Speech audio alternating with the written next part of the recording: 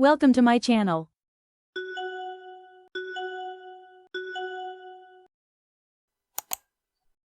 Hello everyone, and welcome back to our podcast. It's great to have you with us again. Today, we're talking about a problem that almost every English learner experiences: translating in your head. You hear someone speaking English, you understand the question, but when it's your turn to answer, you first think in your native language. Then you translate your thoughts into English. And sometimes, by the time you've found the right words, the conversation has already moved on. Sound familiar? Well, you're definitely not alone. Today, we're going to talk about why this happens and, more importantly, how we can train ourselves to think in English instead of constantly translating. To help us with this topic, I'm joined by our guest, Emma. Welcome to the show. Thank you. I'm really happy to be here. And I think this is a very important topic because translating in your head can make speaking English feel much harder than it actually is. Absolutely. Let's start with the basics. Why do English learners translate in their heads? Well, it's actually a very natural part of learning another language. Our first language is the language we've used for years. We use it to describe our feelings, understand situations, solve problems, and communicate with other people. So when we learn English, our brain naturally uses our first language as a bridge. For example, someone asks you, "What did you do yesterday?" You may first think of the answer in your native language, then translate it into English, and finally say it. And that sounds simple, but it can take a lot of time. Exactly. You're trying to choose vocabulary, think about grammar, translate the sentence, and pronounce the words, all at the same time. That's why you might understand English quite well but still struggle to speak smoothly. So, should our goal be to completely stop thinking in our native language? Not really. I don't think we should force ourselves to stop using our first language. That's unrealistic, especially for beginners and intermediate learners. Instead, the goal should be to create a more direct connection between your thoughts and English. In other words, when you have a simple thought, you want the English expression to come naturally instead of translating it first. Can you give us an example? Of course. Imagine you're sitting at home and you're thirsty. Instead of thinking in your first language and then translating, try to connect the feeling directly with the English sentence, "I'm thirsty." You look outside and see dark clouds. It looks like it's going to rain. You check the time. "I'm running late." These are very simple sentences, but they're incredibly useful. So, we can actually practice thinking in English during our normal daily activities. Absolutely. In fact, I think everyday life is one of the best places to practice. When you're cooking, describe what you're doing. "I'm cutting the vegetables." "The water is boiling. I need to add some salt." When you're getting ready for work, "Where are my keys? I need to leave in 10 minutes. You don't need a classroom. You just need to start noticing your thoughts and expressing them in English. That's a great tip because it doesn't require extra time. But what happens when we want to express a more complicated idea? That's where many learners seem to struggle. That's true. One mistake learners often make is trying to translate a complicated sentence word for word. Instead, break your idea into smaller pieces. Let's say you want to say, "Although I was extremely tired after work, I decided to go to the gym because I knew it would make me feel better." That's a long sentence. If you're not comfortable saying it, simplify it. "I was very tired after work, but I went to the gym. I knew I would feel better afterward." That's perfectly good English. That's an important lesson. Sometimes we think speaking good English means using long and complicated sentences.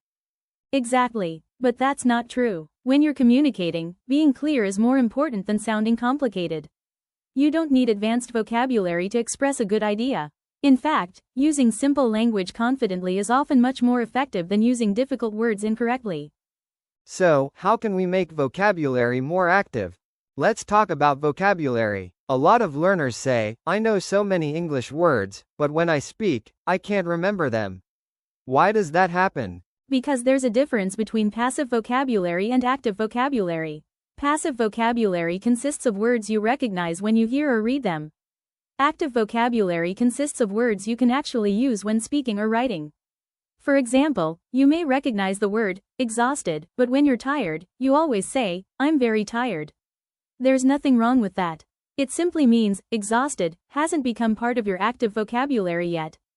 Use words in context. Don't just memorize a word and its translation.